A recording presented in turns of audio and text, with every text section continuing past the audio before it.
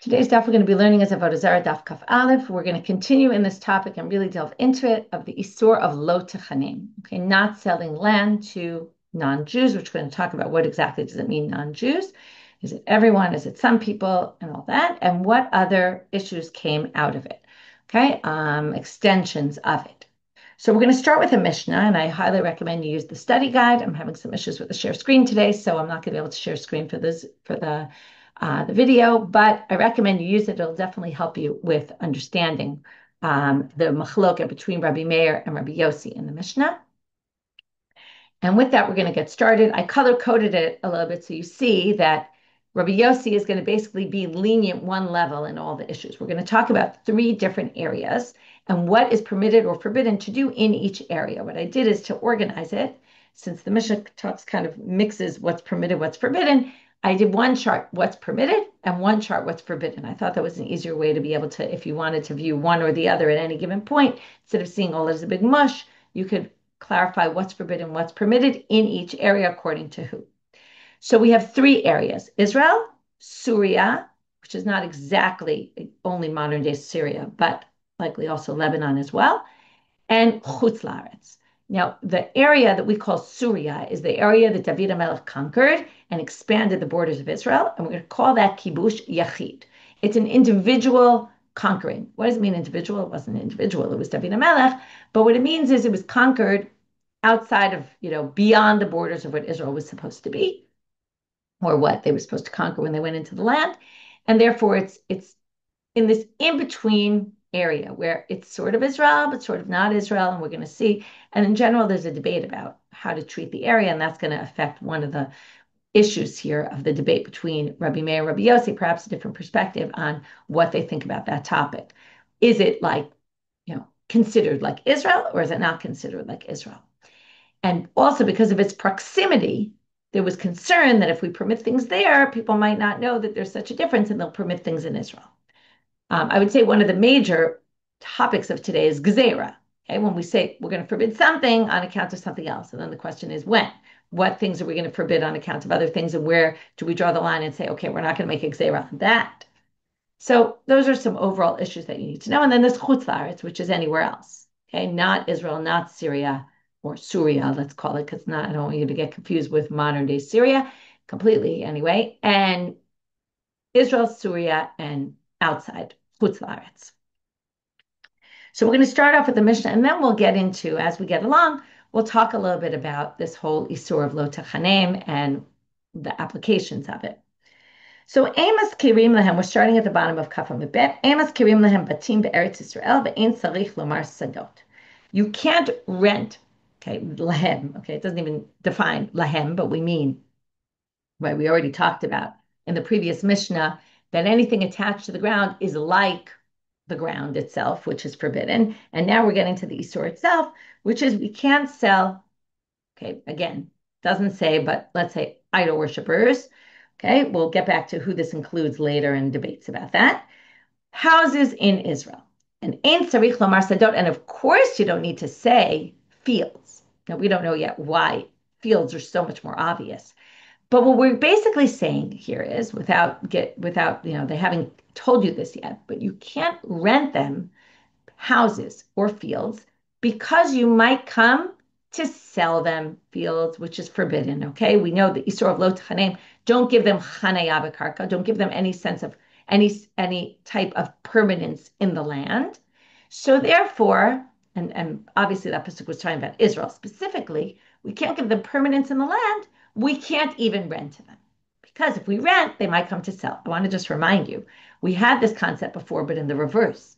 We're not allowed to sell animals, big animals, to Gentiles. Why? Because we might come to rent them. And if we rent to them, what's the problem? Well, then our animal is doing work on Shabbat.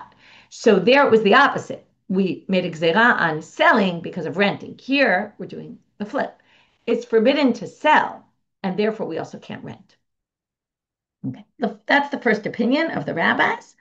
You can't rent, you can't sell. Basically, you can't do anything in Israel. Not renting, not selling. We're going to talk about renting and selling of houses and fields. Those are the four parameters.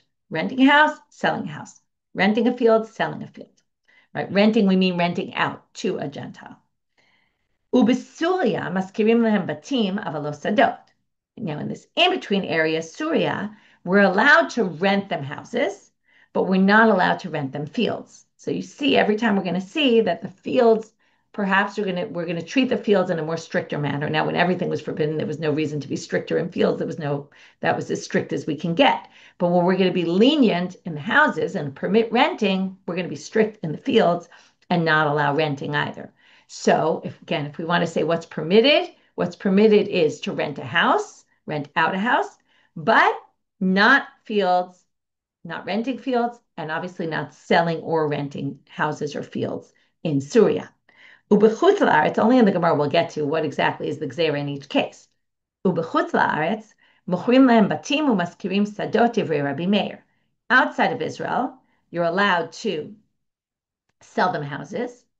And obviously, then you can rent out houses, and you can rent out fields, but you can't sell fields because, again, the most strict is going to be the field, and the most strict is going to be the selling them. So the only thing we forbid in Chutz La'aretz is the most strict thing, the item we have to be the most strict about, which is selling fields. Divrei Rabbi Meir. That's all Rabbi Meir. Rabbi Yossi Omer. Be'eretz Yisrael maskirim lehem batim avalos sadot. Okay, now again, what he's going to do is whatever Rabbi Meir permitted in Syria, he's going to permit in Israel. And whatever they permitted in Chutz La'aretz, Rabbi Meir permitted in Chutz La'aretz, Rabbi Yossi is going to permit in Syria. Everything's going to jump up a level. We're going to be one level more lenient in every situation. That's why I color-coded it on the study guide so you could see what matches what. So in Israel, what can you do? Okay, remember, Rabbi Meir said nothing. Rabbi Yossi says you can rent houses. That's right. That's what Rabbi Meir permitted actually in Syria, and Rabbi Yossi is going to permit that in Israel. So you can rent houses, but you can't sell houses. You can't sell fields, and you can't rent out fields. Ubisuria mochrim batim umaskirim sadot. Again, let's just say it more simply. The only thing you can't do is selling a field. And in Chutz La'aretz mochrim elu ve'elu, everything completely is permitted outside of Israel. We're going to get into all this when we get to the Gemara. Now the Gemara is going to say, Af b'makom shamru la'askil. Now, even when they permitted, okay, we actually read this line a few dapim ago, even in the places where they permit to rent, okay? So there's going to be certain areas we saw, depending on Rabbi Yossi, Rabbi Meir, where it is permitted to rent a house out.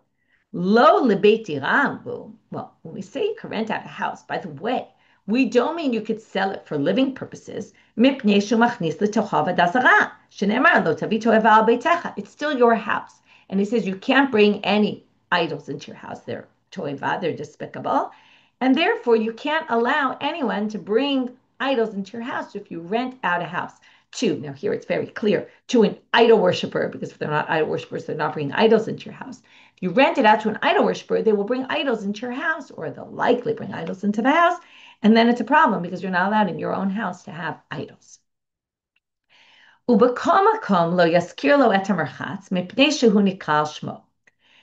in all the cases, even when it's permitted to rent out and all that, okay, you cannot rent out a bathhouse. Why not? Because it's called in your name. Okay, so what? Well, here are the problem, and then we're going to go back and summarize the whole Mishnah because there's multiple issues going on here. This is a totally different problem, which, by the way, would apply to any Gentile, which is they're going to work the bathhouse on Shabbat. Going back to the issue I mentioned about the Beit Magasa, it's going to be a problem of it's called in your name, just like the animal when you rent it out, it's still your animal and everyone knows it's your animal. Here also, the bathhouse is called Cohen's bathhouse. Everyone knows it as that. And when someone's operating the bathhouse on Shabbat because they rented out the bathhouse to be using, well, people are going to say, oh, look, Cohen's bathhouse is working on Shabbat. And that's not good, right? We don't, just like there's Shvitat Be'emah, there's also Shvitat Kelim, and also like people are going to think that people are working for you and you have your business open on Shabbat. So we have multiple issues going on here. If we start from the end to the beginning, because the beginning one is the more complicated, amorphous one. So let's start with what's clear. You can't have someone doing work in your house on Shabbat or your bathhouse or whatever it might be that people are going to think you're doing work on Shabbat. People are going to talk about it like that. and it looks like you're working on Shabbat. Number two, you can't have a situation where somebody brings idols into your house, even if they're renting your house, it's still your house. And number three, we have this Isur of Lo Techanim. So now I want to digress for a little bit and talk about, okay, we have a short daf, so it gives us an opportunity to talk about this issue of Lo Techanim. Also, Alana's Shiur this week. I'm not 100% sure exactly what it's on. I haven't gotten it yet, but it's going to be somewhat about, let me just look exactly what she wrote. It wasn't 100%, but it'll be on the topic of, like, it'll relate to this Jewish, non-Jewish issue, which is obviously a very hot and interesting topic. And okay, it's not coming up for me here. It'll be Jew and non-Jew in Israel then and now. 3 halachic bases for minority rights. Not 100% sure what that is, but it sounds intriguing. Okay, now,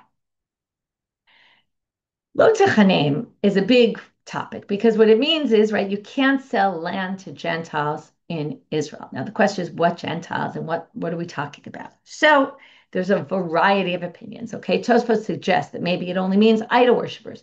Maybe it only means the 7 nations, right? Because this whole thing was mentioned in the context in Sefer Dvarim about when you get into the land and you conquer the 7 nations. Now, if you say it's time about the 7 nations, part of the issue is that people did sell land to Gentiles. And then the rabbis later come and say, well, how is it that people are doing this when it seems pretty clear it's forbidden? So then their job is to try to either justify or say it's wrong what people are doing. So one option is to say this is totally irrelevant nowadays. We don't have the 7 nations anymore. And the people that we're talking about here are the people of the 7 nations. Because again, and what's the idea of Lo Techanim? We don't want them having any permanence in the land because what does it say all over Sefer Dvarim? When you get into land, you have to wipe out their idols. You have to wipe out because they're doing bad things. You have to wipe out the people. They're evil people. They're going to influence you and you're going to be influenced by evil people and end up engaging in terrible behaviors. And then that was when we got into the land, and that was the 7 nations that represented, evil in the world. That's the way they certainly are depicted in Sefer Dvarim. Right? We don't know exactly all the reality, but that's how it depicts it. This is like uprooting evil. And then it's very localized to the 7 Amim, which at this point they don't exist anymore. We don't know who was, if there are even any remains of these 7 nations, and the whole entire thing is a moot point, irrelevant. Some people say it's specifically idol worshippers. Okay, that's the Rashba and the Meiri. Meiri is famous for saying most places when it says Akum in the Gemara, it's talking about idol worshippers only. And then we're going to limit this specifically to idol worshippers. Even when we say idol worshippers, it's a good question whether we're talking about the idol worshippers of today, whether that's the same thing, and how much it's similar. That's a question because again, the idol worshippers that we talk about were steeped in all sorts of terrible behaviors, as we see from all these lot of sugyot that we learned, and it's not clear that the idol worshippers of today are doing those same things, right? It's likely they're not, but it could be that just idol worship in and of itself, because it's so different from what we believe in, perhaps that's an issue. Tosfot rejects that possibility, and in fact, the Shulchan Aruch paskins that it's talking about all Gentiles. And what I wanted to point out, though, that Rav Ovadia Yosef says, had the Shulchan Aruch had Rav Yosef Karo seen the Rashba and Meiri, he certainly would have agreed with them. Okay, which is a fascinating line. Okay, only someone of Rav Ovadia's stature would have the confidence to say something like that, right? But basically saying, even though the Shulchan Aruch didn't paskin this way, we should paskin this way. And by the way, this whole context and issue was raised in in our last century because of Heter Mechira, because they wanted to permit selling land to Gentiles to deal with the Shemitah problem. But how could we do that, right? And therefore, Rav Kook talks about this issue very much, and he says, well, when there's no Kedushat Haaretz, because at this point there's no Kedushat Haaretz anymore, it's only rabbinic, all these mitzvot Liot Ba'aretz and all that, and therefore we can be lenient in general because there's no Kedushat Haaretz anymore. You're going to see the connection to Kedushat Haaretz. It's going to come up later about the fields. So basically, they're all minimizing this whole issue, okay, in all different ways. Some people say, by the way, you can't sell them land if they don't have land in Israel. If they already have land in Israel, then it's not a problem. Let's say for, if they sell a house and rebuy a house, that's not a problem at all. So there's all sorts of different ways of looking at this and ways that they tried to minimize this prohibition. Okay, with that was a little background, a little off the daf. Now we're going to go on. There was one other thing. All right. Okay. Another thing I wanted to point out, the Rosh says about the renting out your house, because remember, there's three issues going on here, and one of them is renting out your house because they're going to put idols in it. So the Rosh says that we don't have to worry about anymore because number one, they don't usually put idols in their houses anymore. It just wasn't done where he was living in France and in Spain. And then he also says, this is a great line, he says their rentals are viewed the way we do rentals, like in where he was living, are viewed like sales. That the house is no longer really called the house of so and so. It's not like it's really your house when it's rented out. And because the way that people or the perspective that people have on house rentals has changed, so therefore this is irrelevant. And it wouldn't be like there's idols in your house, which is also fascinating because again, is likely influenced by the fact that people were doing it and they needed to do it, right? They needed to rent out their properties to make money or whatever it might be, So anyway, it's fascinating to look at this. If we have time, we'll even look at another test later in the daf about some other topic we're going to get to, which is really interesting. Okay, now we're going to get to the Gemara. My ein sarich lomar sadot. So why is it so obvious that a field is worse? And the whole Mishnah is built on the fact, both opinions, that we're always going to be more strict on the field.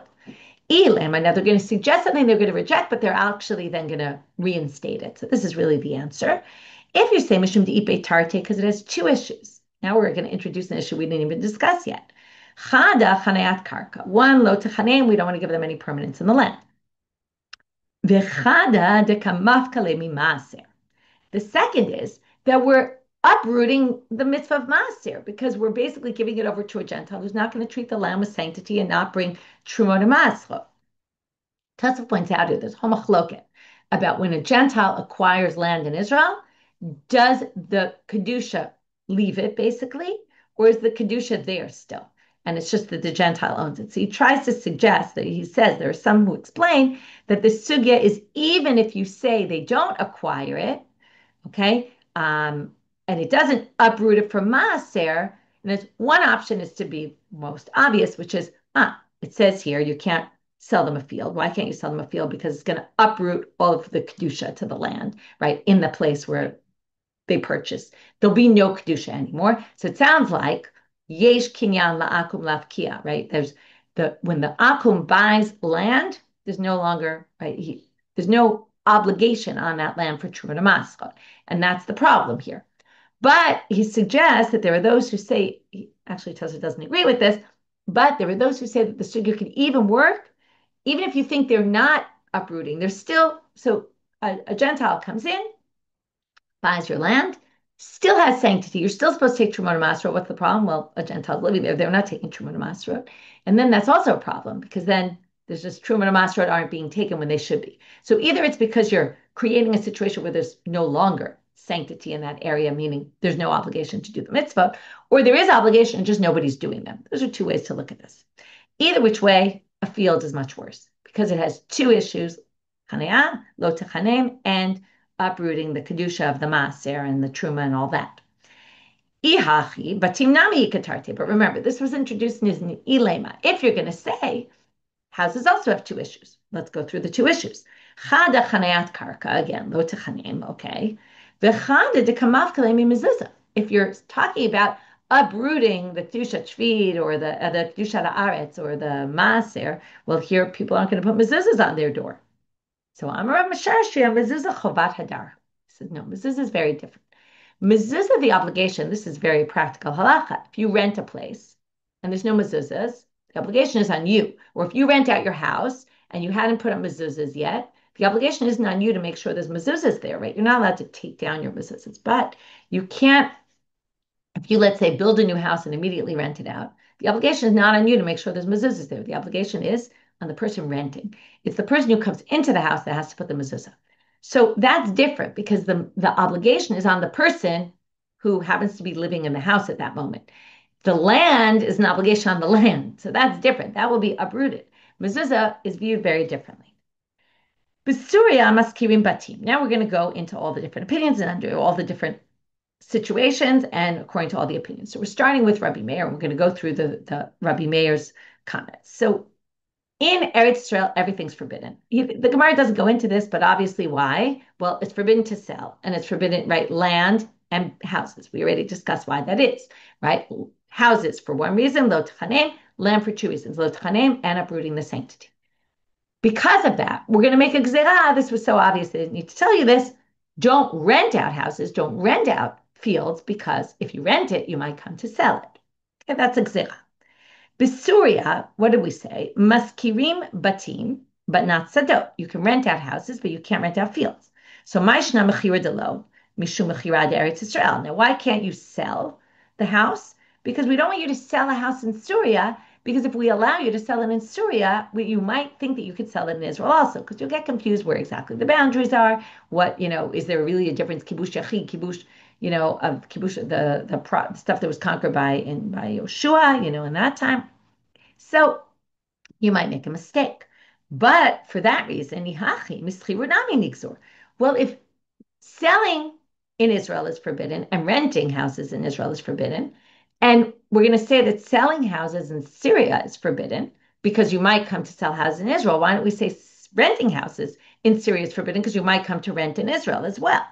So the obvious answer is, remember, why can't you rent? Because you might come to sell. Why can't you sell? Because it itself is forbidden. So he goof gzera, the whole renting in Israel is only a gzera anyway. We don't generally make a gzera an gzera. If renting is forbidden in Israel because of a gzera, so that you don't come to sell, we're not going to say, well, don't do it in Syria, don't rent because you might come to rent in Israel. Okay? Again, every time I'm going to use rent here, I'm not going to keep repeating it, but it always means rent out, not to rent yourself, but to rent out to somebody else. Vahat, because obviously we're talking about a Jew renting out to a Gentile. Again, Gentile being defined as probably more likely idol worshiper or one of the seven nations. Vahaschirut sadeh de besuria. Now wait, the schirut of a field. Now we just said we're not going to do exera and exera, but look, we are doing exera and exera because what did Rabbi Meir say? Rabbi Meir said you can't rent out a field in Syria. Now, why can't you rent out a field in Syria? Because you might come to rent out a field in Israel. And what's the problem of renting out a field in Israel? You might come to sell. That's exera and exera. So haschirut sadeh Syria exera l'exera hi b'kagazrina. That's exera and exera, and we still forbid it. So they say hatam lav exerahu. They say renting out a field in Israel is actually not exera, and therefore renting out in Syria is going to be forbidden because you might come to rent out in Israel. Why is renting out in Israel not exera? Because savar kibush achid shmei kibush. They say, okay, now we're going to say that Rabbi Meir holds that the kibush of David was kibush, and Syria is considered part of Israel proper once it was conquered by David, which means, said now, what's the problem? Well, he didn't say that renting a house in Syria is a problem. So why specifically a field, not a house? Well, this is going to be the same thing we're going to say over and over, which is Sadedi Betarte Gazru Rabbanan, Batim Delebu Tarte Lo Gazru Rabbanan. Now, even though kibush achidish me kibush, it's obvious it's still a little bit different, and therefore we're going to say when it comes to the more stricter, which is the field, they're going to forbid even renting. But when it comes to the houses, they're not going to forbid renting in Syria. The chutz la'aretz. So now we get to the last one, which is in chutz la'aretz. The only thing that's forbidden is selling a field, but nothing else. So sededi betarte, again, same thing we're going to keep saying. Since the field has two issues to it, gazru buhu rabbanan. So the rabbi said, even in chutz la'aretz, where obviously all these issues are irrelevant, we're going to forbid the thing that's the absolute more harshest, which is selling a field. Selling a field, since selling a field in Israel is a problem, we don't want you to sell fields in chutz la'aretz because you might come to Israel and think that you could sell fields to Gentiles. So batim delepu tarte, but houses, since there's only one issue, lo gazru b'Rabbanan. The rabbis didn't make any sort of decree. That's all Rabbi Meir. Now we're going to move on to Rabbi Yossi. Rabbi Yossi Omer, Eretz Yisrael maskirim lahem batim. So in Israel, you can even rent houses, right? He doesn't have any prohibition for renting houses. Everything else is forbidden, but renting houses is okay. My taima, again, same thing we said, obviously, because whatever Rabbi Yossi says, it's very similar to what Rabbi Meir said in the other place. Sadoti butarte gazru b'Rabbanan, batim tele butarte lo gazru b'Rabbanan. Okay, they only made exera in Israel. Renting is forbidden. Sorry. Yeah, renting is forbidden because you might sell only for the harshest, which is the field. But there was no reason to make a gzera on the house, which was less harsh. Syria, muchrim. Okay, what's this? In Syria, muchrim, you can sell a house. Okay, and you can sell a field. Okay, that's what Rabbi Yossi holds. You just can't. What can't you do? You can't sell. Sorry, you can. Did I say that? I think I might have said it wrong. Let's go back.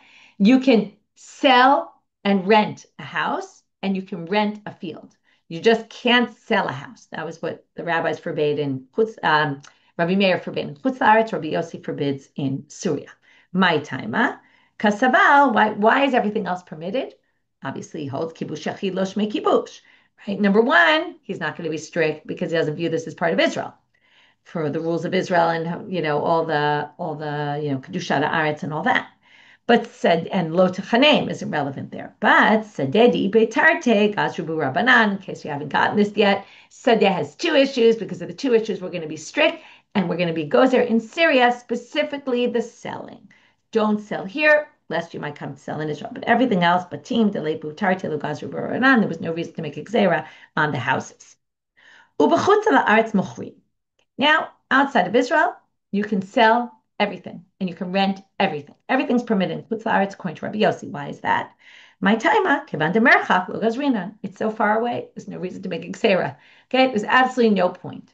The only reason why Syria, according to Rabbi Yossi, because of kibush is not kibush, right? Kibush yachid. The only reason to forbid in Syria, and according to the Rabbi Meir, you had to forbid because it was even considered Israel for certain issues, or right, it had laws like Israel. Rabbi Yossi, it's because of its proximity.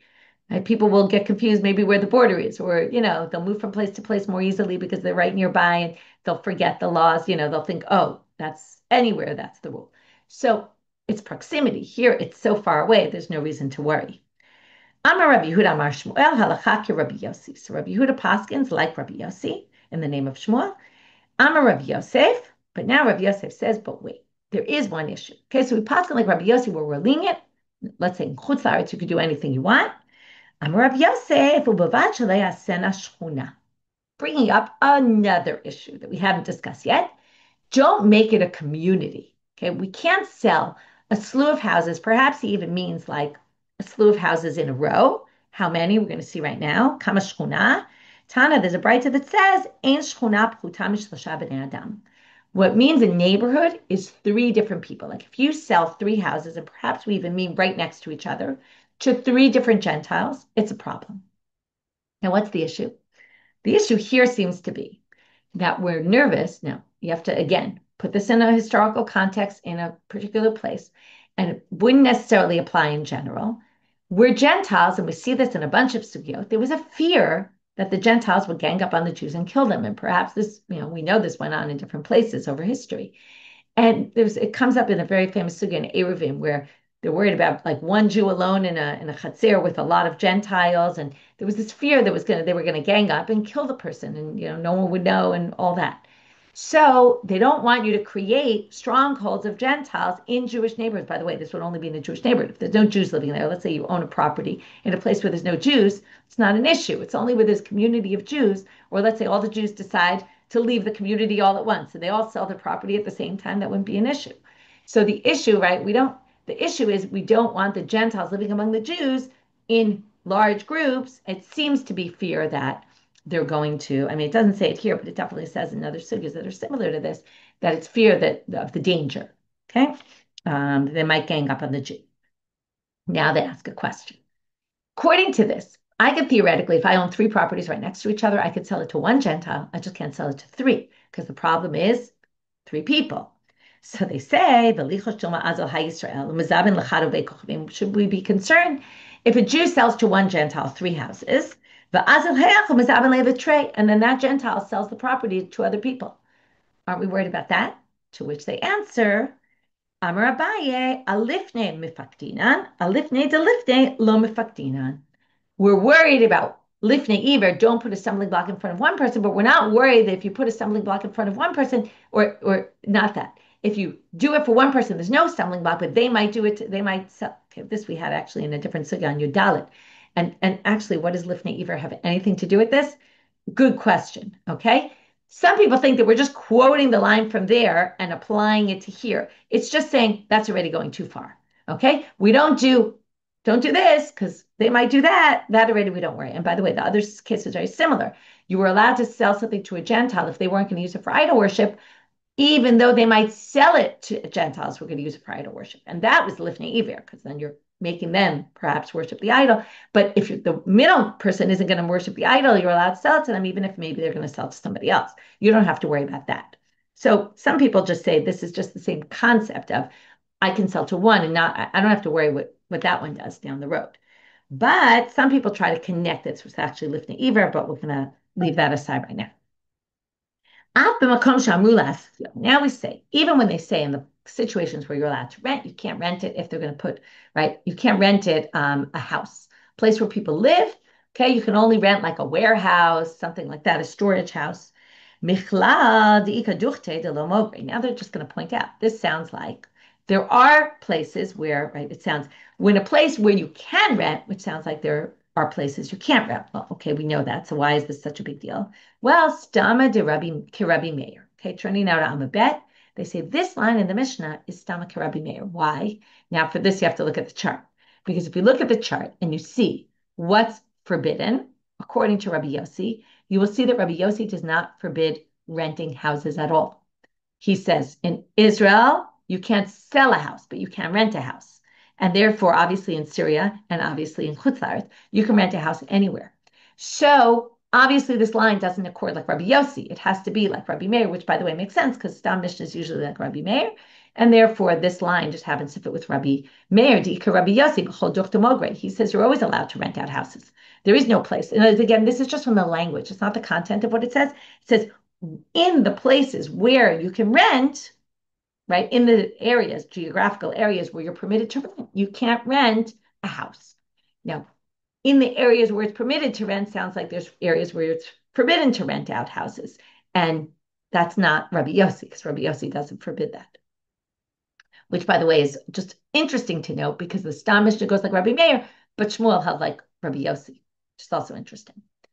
Now we get to the fact that you can't ever rent out a bathhouse. And now we're up to the issue of Shabbat, that they're going to do malach on Shabbat. And people will say, look, the Jews working on Shabbat.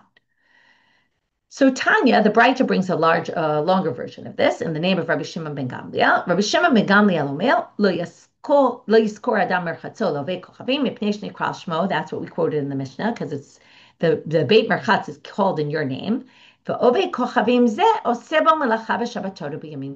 and they do malacha on Shabbat and Yom Tov, and that's the problem. There it says it explicitly in the Tanaitic source what the issue is. I told you before, it didn't say it in the Mishnah. Now they're going to infer something, and then both this and the next line, the next section, are going to infer what about a Cuti?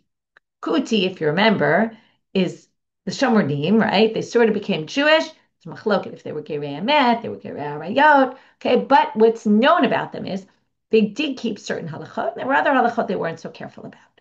So they say here, it sounds like, right? It sounds like you can't rent out to a Gentile, but you can rent out to a Cuti. Now, why would you be allowed to rent out to a Cuti? Now, we're going to see that Kutim keep Shabbat and keep Yom Tov, but they're not careful about Chol HaMoed. So, Cuti, Emer Avid Be Malacha B'Chol HaMoed. Why should we allow them to rent out your bathhouse? They're going to do malacha on Chol HaMoed in your bathhouse. And people say, look, the Jew does malacha on Chol HaMoed. No, it's a little less strict malacha on Chol HaMoed, but still. So they say, B'Chol HaMoed Ayin Nami Avdina. What do you mean? We also do malacha on Chol HaMoed, meaning in the bathhouse, what's the malacha they do? They boil water, right? They need hot water for the bathhouse. That's the main thing you have to do, though. You're machalel Chol HaMoed. Well, if you boil water on Chol HaMoed, right? We boil water on Chol HaMoed. Boiling water, even, let's say, okay, I boil water for my house for eating. Obviously, a bathhouse is a much more serious operation, but it's called a ma'aseh hedyot, according to the commentaries. It's actually, you don't need a specialist to do, right? Like you're not allowed to go to, let's say, to a seamstress and have a seamstress do something for you on Chol HaMoed. That's malacha. But to have, to sew a button is different, possibly. So this is what we call a ma'aseh hedyot, which is permitted on Yom Tov, and it's litzorech hamoed. People need to shower, right? You need to take a bath, you need to get yourself clean. So basically, for all those reasons, it would be permitted, and that's why obviously it's permitted for the Cuti. Now we get into an interesting issue. Aval sadehu love kochavim my share. Well, this says, right, in a place where you can rent, right? You can't rent out your bathhouse because they'll do malacha on Shabbat. But it doesn't talk about a field. Now, why not? Wouldn't it be the same thing with a field? I can't rent out my field to a Gentile because the Gentile will do work in my field on Shabbat, which is obviously all malacha. Can't do that. And people will say, look, Mr. Cohen has workers in his field on Shabbat. So isn't that a problem? Well, my timer, why is it actually permitted? Because again, it doesn't say it's forbidden. It only says the bathhouse. Arisa arisute ka'avid. Because normally when people work in your fields, they work as sharecroppers. And sharecroppers, they're doing their own work really on Shabbat because they're working for themselves, because they're working to make their percentage. So people aren't going to say, oh, look, the Cohen's field is being worked on Shabbat, because they'll know the sharecropper is doing it for their own sake. Okay. This gets into a super interesting issue. I'll just finish one more line about this, and then we'll go into Tosfot for a quick minute. Merchatz nami amar arisa arisute kavod. Why don't we say this about the merchatz? Can't you say people will know that the person's renting out the bathhouse for the time being? So they say arisa de merchatz lo avdei inashe. That's not the way they do arrangements in a merchatz. It's usually, if I rent it out, it means they are working in my merchatz. And almost chirut, they're saying here, is more like hiring Gentiles to work your bathhouse on Shabbat would be a problem because it kind of looks like it's yours, and maybe it even is yours. Whereas an aris is doing work for their own sake. And even if they're working for you and you're getting X percentage, they're taking X percentage. It's really, they're doing it sort of like on their own time, on their own way. Now, this is a fascinating topic, and it relates to so many issues we learned in Masechet Shabbat. I just wanted to read you some highlights of this very long Tosfot, Aris Arisute Kavit. So Tosfot starts out and says that Rabbeinu Tam Paskins, like Rabbi Shimon ben Gamliel, that Aris Arisute Kavit, and mitoch kach, based on that, he permitted a Jew, I'm not going to read the words in Hebrew, but he permitted a Jew who gives his house to someone to build, to allow the builders to build it on Shabbat. Okay? Rabbeinu Tam permits, say builders, right? They have a job. Okay? It's like you bring something to the dry cleaners. Now, they can decide, if it's a non-Jewish dry cleaner, they can decide when they want to do the work for you. As long as you don't bring it to them right before Shabbat and expect it right after Shabbat, it's up to them to decide. The question is, it comes up in Masechet Shabbat, can you do it in your own house? Well, he claims, based on this, if they could be working in your field, then they could be working in your house. It's clear they were hired for a job, not for the hour, and therefore they can build your house on Shabbat. Fascinating. Well, what's even more fascinating is comes Rabbeinu Yitzchak in the middle of the Tosfot. And first of all, Rabbeinu Tam brings proof after proof after proof. Rabbi Yitzchak says, Kavlanut of a house is completely forbidden, and he rejects all the proofs of Rabbeinu Tam. Okay, Rabbeinu Tam is known to try to also justify customs in his day. So he rejects all that. And then he says, in a house, it's really more like they're working for the day, and therefore he doesn't permit it. Tosfot ends with saying, which I thought was a fascinating line, that Rabbeinu Tam, even though he permitted this, when he built his own house, he would not let his workers work on Shabbat. So they point out that, he was unwilling to do this for himself. And then they bring the Ram, who says that he gave another reason why it's permitted to do your fields, because you're actually getting paid by the produce of the field, as opposed to getting paid with money. Okay, if the person who's working for you gets paid in money, it would be a problem. If they get paid by the produce of whatever they're doing, then it's a different situation. Okay, and then that would be also different from the house. They're not getting a part of your house unless you're paying them to build your house and they'll, live in part of the house. Then it would be a different story, which you could see the difference. Anyway, fascinating topic, and obviously they were all grappling with it because people were probably doing it, or people wanted to know if this kind of thing is allowed. Okay, we'll finish up with the last line. Tanya, Rabbi Shimon ben Elazar Omer. Now they bring a braita. Lo yaskir adam sadehu lekuti. Getting back to this Cuti and non-Jew. So you can't rent out your house to a Cuti. Mipnei shenikret al shmo. V'Cuti zeh oseh bo melacha v'chalosh moed. Here you have the issue of the field. There's a problem with the Cuti because, well, what do we say? You do work on Chol HaMoed. Now that's a problem in your field. You can't do work on Chol HaMoed. You can't work the field. You can do things just davar ha'aved, like if it'll get ruined. But to really work the field, you can't, and the Cuti is going to work your field. Now wait, avalove kochavim mai share da'amar arisa arisute avid. How can we be more machmir with the Cuti than with the Gentile? The Gentile can do it because we can say he's an aris. Yachi Cuti nami amre arisa arisute avid. Why wouldn't we say that a Cuti can rent your field because they're anyway just working as a sharecropper, and no one's going to be suspect that it's your field being that you hired someone to work your field on Shabbat. And with that, we're ending with a question. We'll get back to this tomorrow. So basically, what we did today is Savas Machloket Rabbi Meir, Rabbi Yossi about what's permitted in what location, how many gzeirot are we going to do, and what gzeirot are we going to forbid. Really, the isur being number one, selling a house because of lo techanem, and selling a field because of both lo techanem and kedushat haaretz, and removing the mitzvot that tliot ba'aretz by selling it. And that's why the sadeh always was stricter, whatever it was. Sometimes the house was as strict, but when there was reason to distinguish, there was a distinction there. From there, we got to, concepts of English room Zarah, concepts of if you're renting to someone who, what will be called in your name, what won't be called in your name, and issues of the difference between an aris and the way we hire workers in other situations. With that, we finish for today. Wishing everyone a good day.